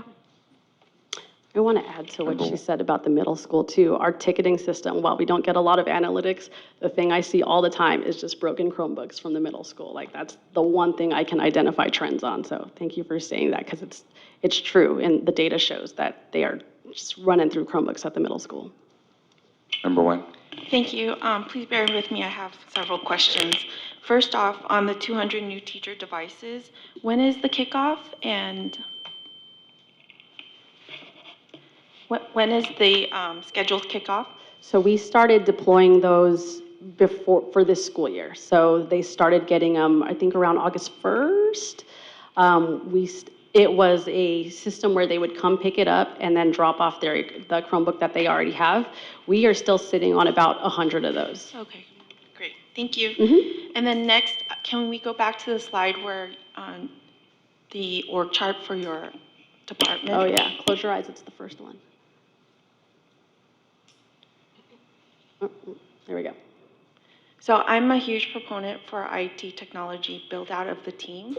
I've been in technology for, for a long time, and when I look at that, you guys do not have any systems administrators, and that's a problem. Yes. And so I don't know who's doing all the work. I'm assuming you are with all the servers because you have the most probably knowledge in terms of based on the staff level there. So, and with the new servers that we currently have in a virtual environment, I understand that that's a lot of work and a lot of knowledge that requires, hyperconverged systems, virtual machines, and licensing, and how to back up, restore, all of that stuff. And when I look at the list right now, I don't see that expertise on there. So I know that since myself have been on the board, I have been really advocating to expand the IT team. And not only that, you guys are also missing governance, which you had mentioned before, that the majority of all the projects that are associated in any department now is related to IT. I know that the way that it's structured, it's basically user support right now, and that's not okay. IT is definitely a decision-making, driving department, and that's how I see it. And I do see the need to expand the team in order for us to really sustain, because even right now with the wireless access component that was upgraded at the high school, there still needs to be reconfiguration and monitoring, and that hasn't, that probably hasn't really been, or maybe still is a slight issue, right? Yes. So we don't see like the benefits of the technology hardware that we have because it hasn't been maximized because of staffing levels, correct? Correct. So, and that's my other thing is that for the new servers that you're proposing, how many cores are there, and are we a full virtual environment right now on the servers? There currently are 80 cores, and the new one will be 96. And so we're at about 65% utilization, on our current one. Okay. So there's room to fail over if we need to, and then the new one will have a little bit more room for failover and to grow, and again, it's more dense, which is why we can have 3 instead of 4 servers to do that work. Yeah, so when she says failover is if one of the main servers fails or dies, all of the virtual servers that are on that host gets moved over and reallocated onto the other 2 servers. So that's really great that the load is not that high. And then for the support maintenance on the new server structure, how many years is it? 3 years. 3 years, okay. Okay, and do you guys have a disaster recovery plan? In my head. It's one of those unwritten policies that I need to get to, but when will I get to that kind of writing when we're, putting out fires all the time and trying to do this? Even preparing this board presentation was like, how am I gonna do this? It's the beginning of school, I'm rostering. So it is a high priority, a high priority. It's one of those things that I am working with ACOE on. They hired recently a cybersecurity person. And then I've gotten quotes for them to purchase what's called Red Herring. It is a software hosted by San Diego COE to basically train our users and to do phishing tests and things like that. So that's a small component of what you're asking, but it's part of it. And so I think with Ed Services, we had talked about the physical disaster recovery, and I did notice that there was no technology component to that. So it's kind of cooking, but we're not fully there yet. Yeah. So, and one last question. Your current staff, are they versed in how to build a virtual server, maintain it, and also convert physical servers into virtual machines? Good question. We have a contracted network expert that we use, so we would be heavily reliant on either that person or, again, I've already talked to ACOE, and they've given us some price ranges to use some of their network people, but our staff as IT technicians, which is basically help desk, we are not fully versed at doing this alone. So you see what I'm, Yeah, I do see what you're saying. Okay, I do see where you're going. And I've already talked to the person we're working with right now, Jeff, who's helping with our network upgrades. We already consulted with him to see if what we're doing right now makes sense when we switch over. And so, Okay. and also, I should add that Dell will help us with that migration. okay, so for your purposes in wanting to expand the IT team, I would recommend that you take a look at how much cost it is right now for all of the contracted services that you're using versus how much it would bring, if we were able to bring in-house expertise to be able to manage all of that. And then also, and so you can leverage when it's budgetary time to actually, advocate for those positions. I mean, you definitely have my support. I understand this. This is the work that I've done, for a long time. And you're absolutely right. Every single time, everyone comes to IT to solve the problem, but we don't have the staff capacity to be able to do that. And that's what's unfortunate. Yes. And I can't stress it enough. I don't want IT to be, an afterthought anymore in this district. We really do need to rely on embracing technology and what it can do. And automation is huge. So I am a supporter. Thank you. Thank you. Other questions from the board? Thank you so much for your presentation. It was really refreshing to see all of the work that you've come in and really gotten done while you've been drinking straight from the fire hose as you started, and then with such a very small but mighty team. And I have to echo as well that I am a firm believer that this district, if it's going to be successful and it's going to be viable in the future, we have to expand our manpower in the IT department. And then I'd also really like to see that this district also really embraces IT and they include them in with the seat at the table for all of the different conversations that are being held about new projects, new curriculums, new programs, because it is critical that you do have an opinion and you are able to look at things that could possibly be challenges and really hit them head on first before they become fire drills as you're ready to launch something. And then you're right, you have very little manpower and then you've got other competing urgent things that you have to take care of. And also I'd like to really echo that I am a huge proponent of integrated systems, and I've said it before and I'll say it again, is that really, truly, the benefit to having an integrated help desk system would be such a great thing for this district, because it really would allow for the different requests that come in from all different avenues, whether it is just to IT or whether it's to the maintenance department or whatnot, to really be routed to one central area, and then you're able to really operate much more efficiently and things don't fall through the cracks. Because that's the problem, is that things, if there is no integrated systems management and then everybody's working on different things, but there is no central location of these requests, then essentially there's a lot of wasted work hours, people working on the same priorities at the same time without any real focus. And how do you get things done, and how can you be more strategic if really what you're doing is you're just sort of just always falling behind and never on the same the same wavelength. And then also I did want to say that it's really, really critical too that again, back to the manpower and really focusing on the unwritten policies, because how can you lead and how can you be strategic and how can there be change if there are no policies in place that help support your vision and where you're going?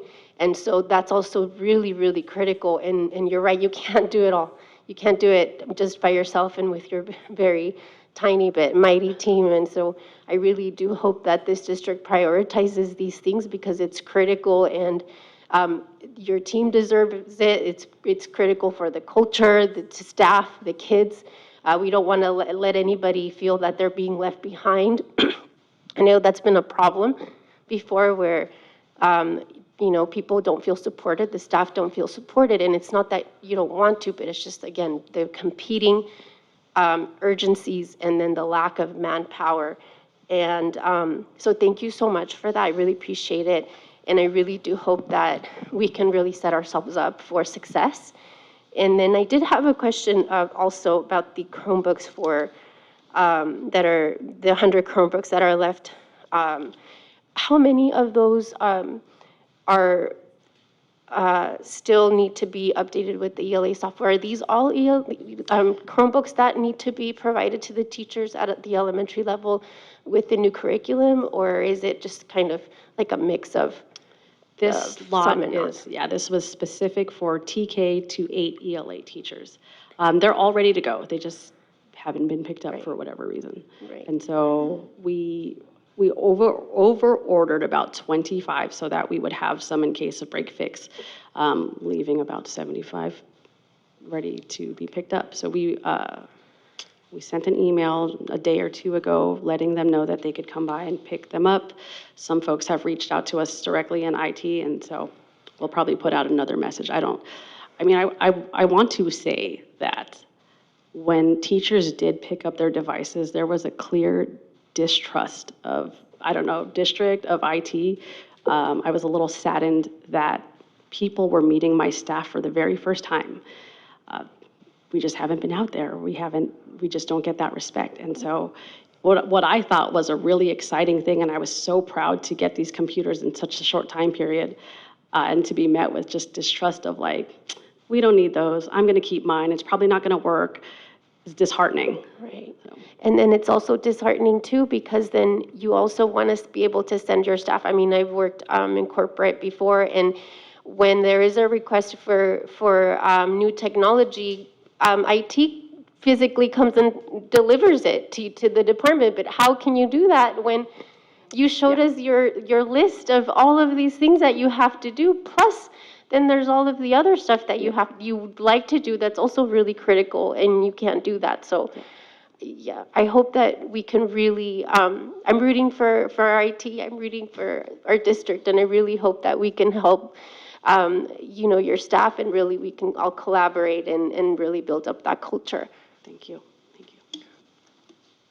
Additional questions? Go ahead. I also just want to say thank you for your presentation, and also just thank you for coming to NUSD with all of your expertise and helping us. So, just really appreciating the knowledge that you have and what you're bringing to us and how you're helping us. Your presentation just, for lack of a better term, it reeks of your knowledge, and so thank you. Thank you. Yeah, thank you, Ms. Penaflor, and just to echo my fellow board members. So, as I think that Ms. Wen had indicated, and I think that also Member Plancarte, yeah, you're definitely understaffed. So just in the district where I work, in my high school, we have 2 full-time IT guys just at my site. Oh my gosh. And so whereas you have 4 for, all of the entire district. So definitely, I think that you're understaffed, and I think that Member Wen's recommendation to sort of look at all of the potential spend and to be able to see, are there some things that you can bring in-house versus outsource? That might be an opportunity. But the one other observation that I think is important is, before me going into education, I worked a lot on different IT projects with different companies, and one of the things that I saw, even with the richest companies in the world, is that the the demand for IT always exceeds the supply, even for the richest companies in the world.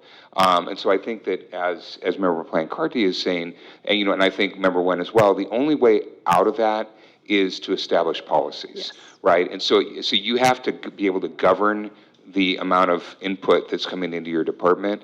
And I think that, as Member Plancarte is saying, if there's a way that you can start to develop a sort of cross-functional or maybe cross-site IT steering committee where, again, you sort of assess the demands and you figure out, okay, what's possible, what are the highest needs, what's possible, what's our budget, that might be able to help you offload some of the stuff that's maybe not as critical.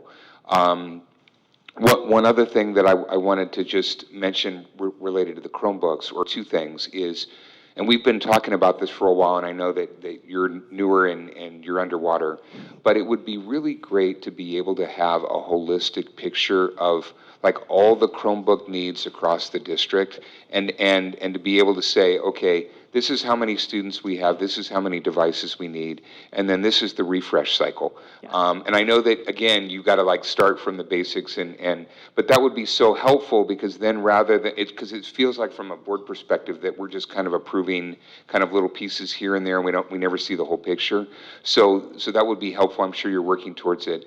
But then the other thing that I'd like to comment related to the high school devices is, so we do something similar at my high school where a kid can, quote unquote, check out a device, and it's usually on a yearly basis. And so essentially they are responsible for that. And I think per the student member, that if you do that, it's actually going to increase accountability, which is good. But the one thing that we also need to think about from a policy perspective and from a remediation perspective is that there are kids that still lose their Chromebooks, break their Chromebooks, whatever, and usually we hold them financially accountable for that. And we will even prevent kids from graduating until they pay all of their various things. So whether it's they haven't returned their textbooks, they haven't returned their Chromebooks. So that's something that we just need to be kind of aware of and probably need to socialize if we're going to implement a policy like that. Yes, we have started cooking up that idea already of insurance. But I hope to have a proposal for that whole, I want it to be a whole program. Like you said, I don't want it to just be a onesie twosie thing. I want this to be a whole program of high school ownership for their device. So that'll be part of it. The warranty will be part of it. The high school already is doing, correct me if I'm wrong, they're already doing some fees for broken devices. I don't know how much they're enforcing it, but it does exist. So we will definitely work towards that. Great. But just to echo what Vice President Jones just said, so we're really appreciative that you're here. We can see your expertise. I think that the board as a whole is really supportive of getting, of providing more resources to IT and to be able to really, do great things with our district and with our schools. And you're the right person to help lead the charge. So thank you. Thank you. Thank you all. Okay, so moving on to 11. I'm sorry, go ahead. I have to leave. Okay. Okay. At what time? Okay, so that's like in 4 minutes. Okay. Okay, great. All right. And I know that Member Plancarty is maybe not feeling the best right now. I'm not, but I'm going to try to plug Okay. through for a little bit. Okay. But I'll let you know if I need Okay. to leave. Okay, perfect. So moving on to 11.3, I don't know what that's point 3, but so the placeholder board policy, and then I don't know, is that Member Thomas and Member Jones that are going to cover that, or is there somebody from staff that's covering that? So board policy 7214, general obligation bonds. Okay, go give it a shot. Okay. This came about after listening to community members last time coming with their concerns and wanting to honor the fact that those concerns were brought forward and that we listened. And so we went back and looked at our board policy around the bond type of, I don't know how to better describe it other than just a policy that incorporates bonds. So we looked at 7214 general obligation bonds, and with that then looked at the language that was provided by the community members, which we were very grateful to receive, and took what we had and what they had given us and put together something that we feel will really help to protect the use of how the the funds from the bond that would be raised, how we would best use that. So anything in blue on this for the board, when you're looking at it, is the new language. And it was put onto the agenda when it was posted, so it is there. And we feel like this is we're bringing it to the board as a first read. And we also are working on a administrative regulation to go with it. And so that's what I would say. Nancy, do you have anything you want to add?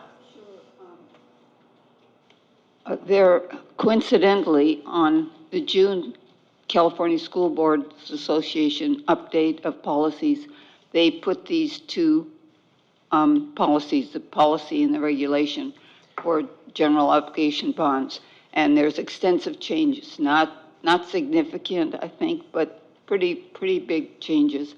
And so I think when we bring this back next time, that we can incorporate in the stuff here in blue that pertains to the discussions with community members and the discussions we had about our bond, but that next time we bring back the markup copy that shows the new CSBA language, so we're up to date with it.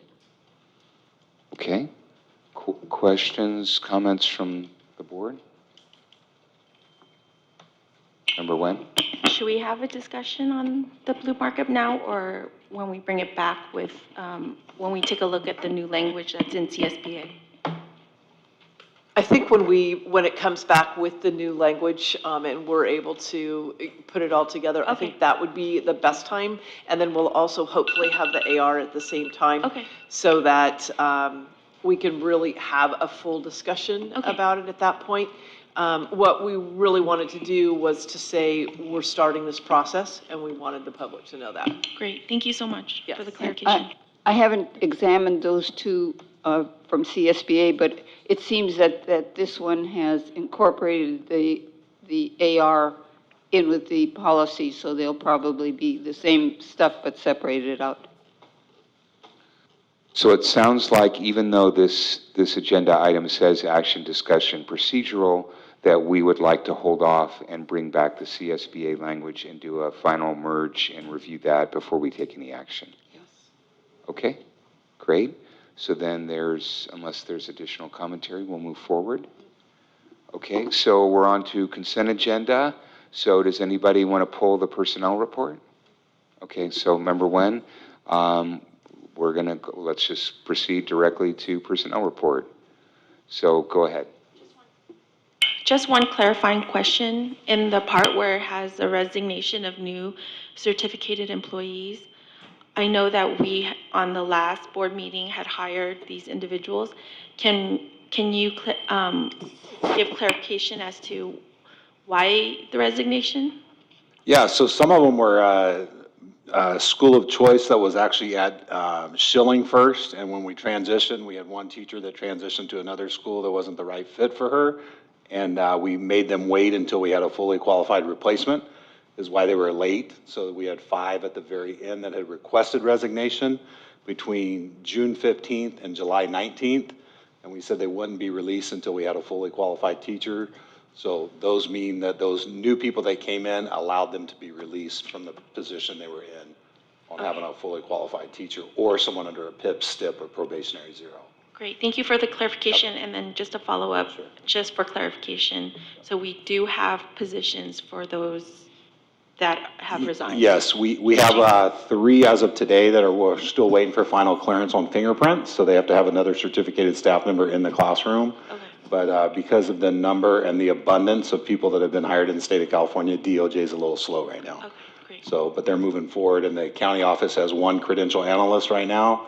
They usually have 2 full-time, so it's kind of delayed a little the process, but we should have our last ones cleared by this Friday is what we were shared with today. Thank you. And you mentioned it's 3, but there are 5, so are there still 2? So we had open, another correct? one that had requested to resign earlier, that was already a current employee that moved outside of the area, but we still kept her on, and she did not have transportation to get to school. But she moved over closer to San Jose area because of a spousal transfer for job. So we made her wait until the end, and then she ended up receiving another job, and we ended up hiring someone that was qualified for that replacement. So that's why we'll have 4 or 5. June 30th is a really important date, which I've learned in the Bay Area, because districts do not release teachers after June 30th unless you have a highly qualified staff member. So we've also taken some highly qualified staff members from Redwood, Palo Alto that came on board, and we had to wait till they had a replacement as well, including 3 of our principals that we were waiting on till finding those. So it's pretty common practice.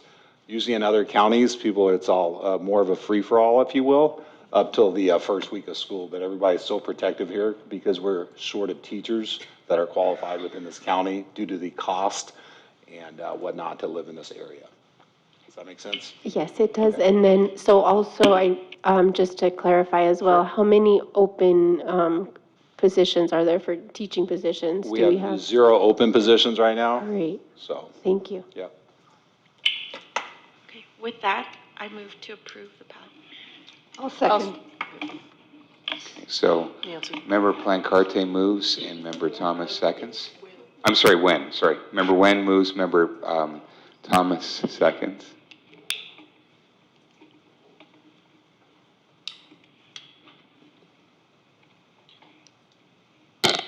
And before I do have to clarify, we have 2 positions at the high school that are pending right now, final approval. So they're open, but we have qualified candidates if everything clears. So there's always a couple of those depending on what comes through with CTC and then also DOJ on any reports. And we have science teachers at the middle school. Yeah, that's what, we had one that we just recommended, waiting on that, and then we had 2 at the high school as well. So, thank you for clarifying, I'm glad I remember that. Yeah, sorry about that. Ms. Lemus? Okay, votes are in. Member Thomas, yay. President Hill, yay. Member Nguyen, yay. Vice President Jones, yay. And Member Plancarte, yay. Great, motion carries. Okay, so moving on to item 13, consent agenda, non-personnel items. Does anybody want to pull anything? Wow, this could be a first.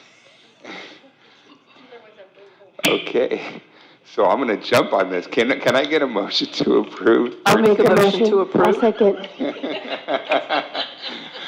Okay, so Second that. Vice President Jones moves, and was it Member Plancarte that second?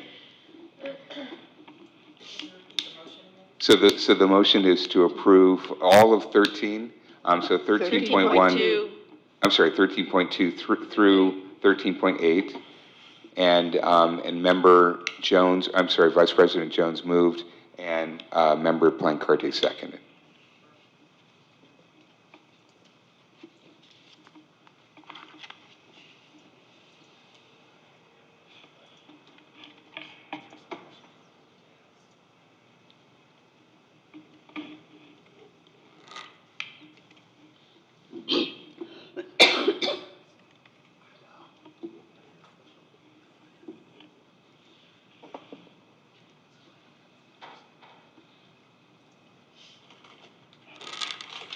All votes are in. Member Thomas, yay. President Hill, yay. Member Nguyen, yay. Vice President Jones, yay. And Member Plancarte, yay. Great, motion carries. Okay, so moving on to item 14, Board of Education Committee reports, announcements, requests, debrief, and discussion. So, Member Thomas? Okay, thanks. I was reading over some CSBA materials, and if you don't know it, there is a new state law that we, school board people, have to have, and special district people have to have ethics training starting next January to be completed by the end of the year, and we'll need to do that every 2 years. So I think that's the same as for our, yeah. And one question, do you know, so when you were president last year, during the summer, we had board training, and we did have Mr. Lozano come in, and he did have a section on ethics. Do you know if that would qualify? I'm not sure. We'd have to ask. Okay, But, okay. but I think we have to start after the 1st. So even if we Absolutely. did that one, we'll still have Sure. to start Sure. next year. Okay. Okay, after the 1st of the year. So I went to an ROP special meeting this week, and the board approved a one-time 120K 3-year back pay for 6 employees who were not placed correctly on the salary schedule, recognizing that they had Bachelor of Science degrees or Bachelor of Arts degrees. So our policy subcommittee, Kat Jones and I, have been working on BPs and ARs for future approval, and I just wanted to bring you up to date that CSB updates policies 4 times a year, and then sometimes they have special updates. So there was a bunch, 48, I think, that were updated in June that we haven't looked at, but we're just now getting ready to prepare them to be on the agenda. And July is going to add another 18 or 20, and some of these are mandated, so we really need to get on them. That means, though, that we have 150 policies or regulations that need updating, so we're falling behind. So I hope you're ready to and I hope staff is ready to sign off on them. We have a spreadsheet, and I'm sure we can get you the information if you don't already have it on how to start reading those board policies so that you can identify that you have approved them. A lot of them have options too, so we'll put down the fact that you need to look at the options. Another thing I wanted to talk about was preschool. You know, preschool is very important. We've never really had a presentation from Candango. It'd be nice to see how preschool is working in a couple of our schools, and whether we can even work with the California, preschool project to get funding for more preschools in our district, because that's how kids come to school ready to learn. Something to think about when we're putting the calendar together. Ms. Lemus. Back to school night schedule. I see that on some of the marquees that schools are having back to school nights. If we could get a list of those back to school nights so board members could attend, I appreciate that. And I'd like to thank, huh? It's on our calendar? Oh, I have to go on the website to see it. Okay. Anyway, I really appreciate CSEA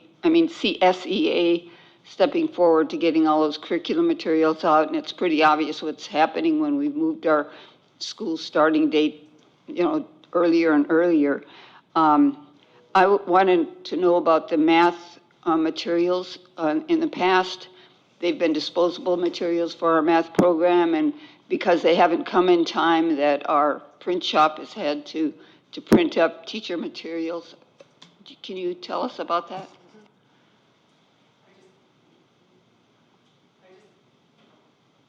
I just had a discussion this week with our adopted math curriculum publisher in regards to that. They shared that the curriculum was backordered and was going to take a while to get. And so I expedited to the vice president of the company and said that it was unacceptable, and that they went to FedEx and on their cost started to reproduce packets for all sites and teachers until the supplemental materials arrive. Okay, great, thank you. Excuse me? And they agreed? Yes. They didn't have a choice. Good. Then, of course, I think the softball MOU is kind of important. Let's not leave them hanging. Yes, I actually went out to talk to the families that were here to participate, and I have a connection with them, and we're going to follow up. Mrs. Vacar had spoken with them prior to, so we committed by Friday there would be a follow-up from either Mrs. Vacar or Mr. Quintana as well, and myself. Thank you. Yep. And it's my understanding also that there are discussions with the city to potentially coordinate some type of joint arrangement, so. Yes, and to clarify, Mrs. Vacar shared that, and I let the families know as well, and I said, we'll come up with the best option. I said, there's obviously some liability issues we're looking at, and they were good with that. Obviously, they have a great program from 6 years old to 14 that they've been doing for many years, And their biggest issue is they just wanted to be a part of the process and decision-making if possible. So they were in a very good spot, and that's why I said if Tracy's up tonight, she'll know by 10 o'clock. If not, that's on you, because you got to get us out of here by 10. If not, it'll be by midnight, so. So anyway, we will follow up. You want to put some money on it? Yeah. Okay, I trust you, I trust you. okay. All right. Anything additional, Member Well, Thomas? just one other thing I thought about, and that's Facilitron. If we can really see about looking into Facilitron. They were so good the first year, and then not so good the second year. And since the second year, we haven't heard one bit of information about how much money we're making or not making, and how well that program is working. Member Wen? Thank you, President Hill. First and foremost, I just would like to thank our City of Newark partners for letting us know that the SRO program is back, and we are really extremely happy to have Police Officer McEwen be a part of the team. I personally, I work with his mom. It's a small world. So she's extremely proud of him, and I know that he's going to be doing a great job and service to our students at NUSD. So welcome on board, Officer McEwen. And next, I was lucky enough to be part of the Champion of Characters Conference this weekend that was organized by Coach K and all the other coaches. And what's really special about that is that although this is geared for our student athletes, I really hope that our district can really expand it to all students, because the one component that I thought was really empowering is that what the coaching staff at Newark Memorial is trying to teach our students is that, you know, every student athlete is held accountable. How they present themselves every single day at school, and if they come in late, that's it's just not a bad look for them, but it's also a bad look for the athletic department. But more so, they had alumni panels, which I thought was really great, because students can come and listen to the experiences that the alumni had when they were at school there, and they're really wonderful, empowering stories. And I can see this, for bringing back our alumni groups to be able to do this for all the kids, and really championing that, because every student, not just the athletes, should be held accountable for how they present themselves in the classroom and to each other. And it's teaching, being a champion in life, and that should apply to all students. So hopefully we can get something done like that for all the kids. And lastly, I just wanted to thank all of our school sites for an amazing, back to school. Everything went smoothly as far as I've heard. Also, I had to split it up in 2 days. The first 2 days I made it to the first 6 schools, and then the rest the following day. But just to be able to see staff and the kids being excited to come back to school, it was very energizing for me. So that was a great experience, and I hope that it carries through to the rest of the school year. So thank you to our staff, to our CSEA staff members who helped to maintain and get the school classrooms ready, and our teachers for coming in and setting up their classrooms and welcoming back all of our students. And I appreciate all of our administrators at every site and also at the district level for working really hard to make the first couple of days and this first week really wonderful for our kids. Thank you. Member Blancarte? Thank you, President Hill. I don't have any updates, but I did just want to echo my fellow board members and really truly thank all of the staff up here. Chris Williams, my goodness, to have pretty much all of the teaching positions filled is incredible. I mean, it is such a breath of fresh air from where we were at last year. So thank you so much for really coming in and also wanting to be a part of NUSD and stepping up and really helping out. It's great to see you here, Mr. Quintana. And then also you, Ms. Allard, thank you so much for really putting the pressure on getting that math curriculum here. That's truly appreciated. And then obviously also, of course, our CSEA members who are here, and they, Ms. Huffer spoke about really, it took a village to get all of our teachers staffed with the new curriculum, and, considering that everything was sort of last minute, but they really stepped up to the plate. And then also Ms. Peñaflor, she gave an amazing presentation, and she's been her and her staff have been supporting all of our schools, all our sites, our students and our teachers to get everything set up. And really, truly, we have an amazing group of individuals who are here, and I know that Newark is a shining star in the making. And I'm really happy to see the start of the new year. It's gone really well, and I do also hope that the momentum continues. And with that, I'd also like to thank my fellow board members. Some of us have been a little under the weather, Ms. Vakar, myself, and you guys, Member Jones, Member Thomas, Member Nguyen, you guys have really stepped up with a lot of the bond initiative items, and really just ensuring that we really have a solid bond on the ballot, because really our schools and our kids are so deserving. And so thank you all so much, and I'm really glad that, we have such a great team. Thank you, Member Plancarte. Vice President Jones.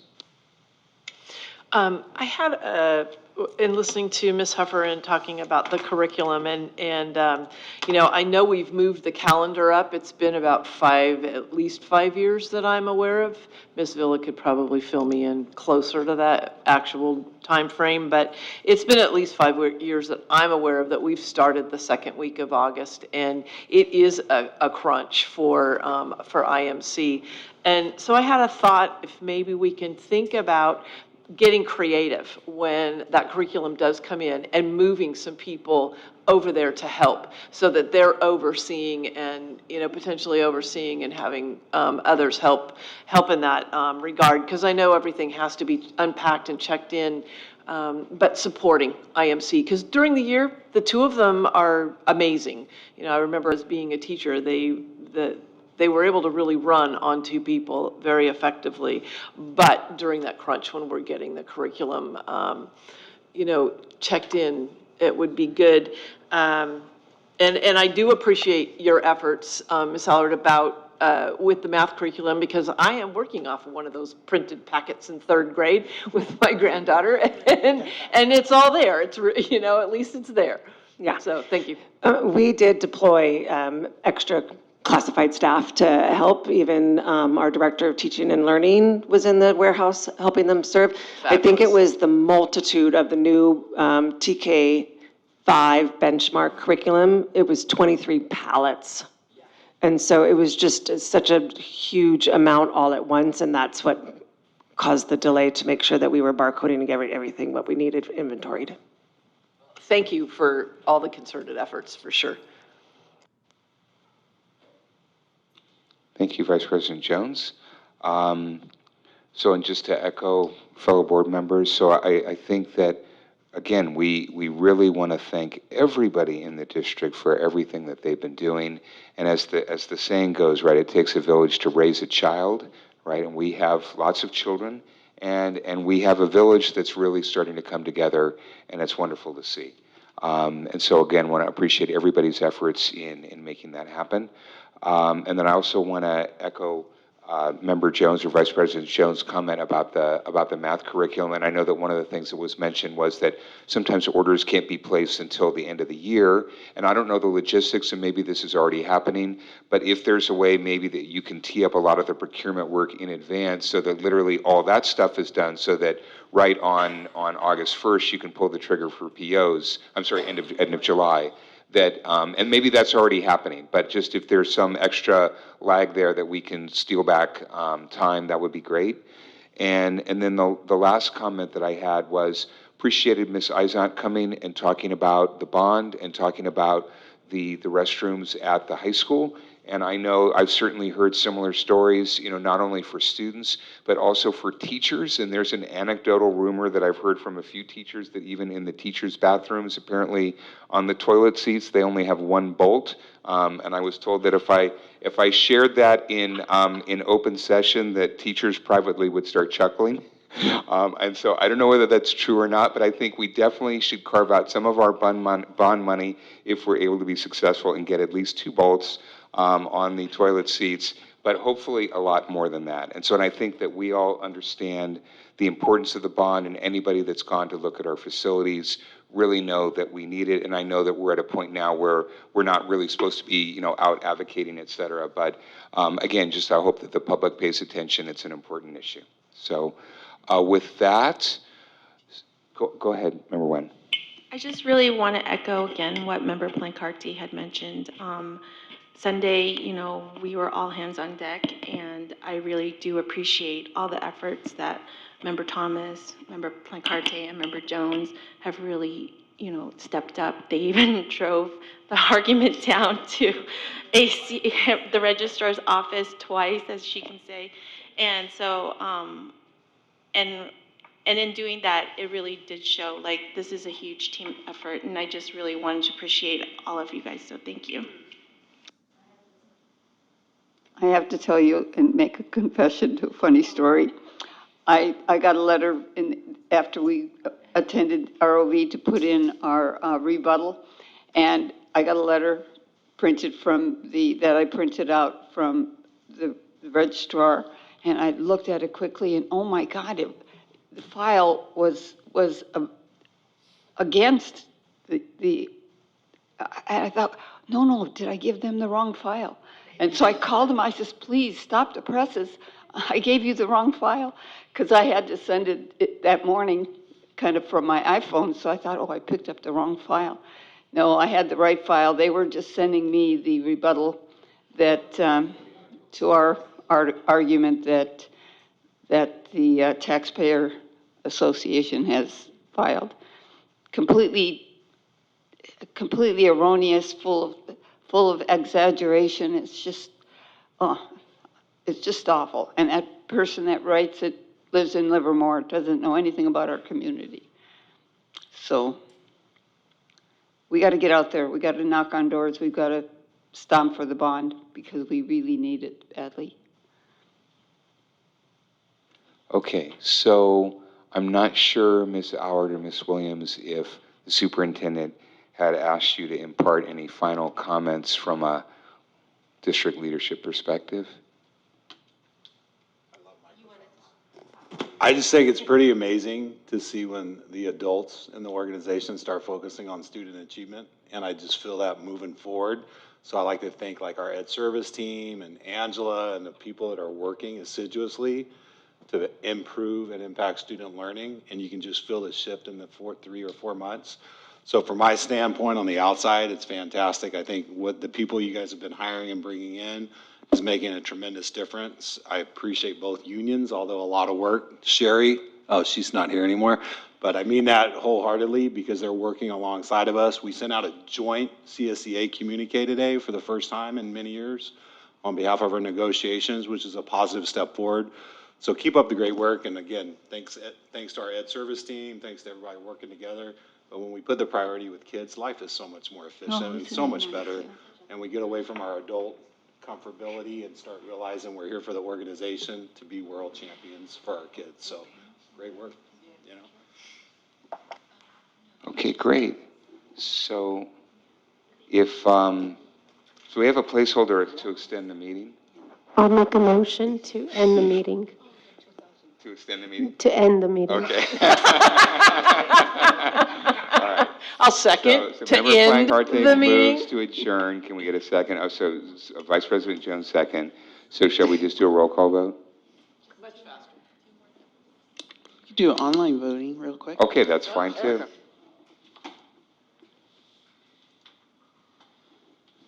It's now open.